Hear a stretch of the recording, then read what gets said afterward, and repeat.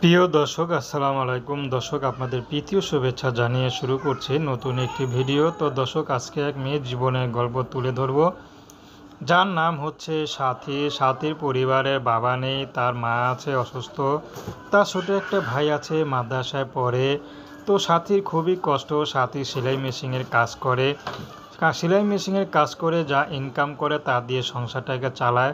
তার মধ্যে মার ওষুধ লাগে, তো খেয়ে না খেয়ে মার ওষুধের টাকা জোগাড় করে। তার মধ্যে ছোট একটা ভাই আছে, তাকেও মাদ্রাসা পড়াশোনার বেতন দিতে হয়। তো এর মধ্যে দেখতে দেখতে সাথীরও বিয়ের বয়স হয়ে গেছে, কিন্তু বিয়ে কিভাবে করবে, যেখানে পরিবারকে রেখে সাথী কখনো কি বিয়ে করতে পারবে?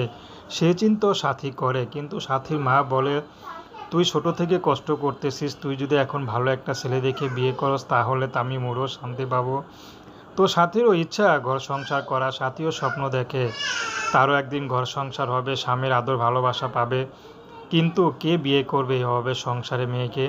সবে তো শুধু যৌতুক চায়, যৌতুক ছাড়া কেউ বিয়ে করতে চায় না। তো সাথী এখন ইউটিউব এসেছেন, যদি ভালো একজন মানুষ পেয়ে যায়, সে বিবাহিত হোক বা অবিবাহিত হোক, যার ইনকাম কম, বিয়ে করতে ভয় পায়, তো তাতে সমস্যা নেই, সাথীও কাজ জানে। তো সাথীর ইচ্ছা যে আমি আমার কাজও স্বামীর অনেক উপকার হবে, আয় হবে। তো দর্শক, প্রেম ভালোবাসা সাহায্য সহযোগিতা বিয়ে শাদী করা একান্ত আপনাদের ব্যক্তিগত ব্যাপার। তো আসুন আমরা ৫ ওয়াক্ত নামাজ পড়ি।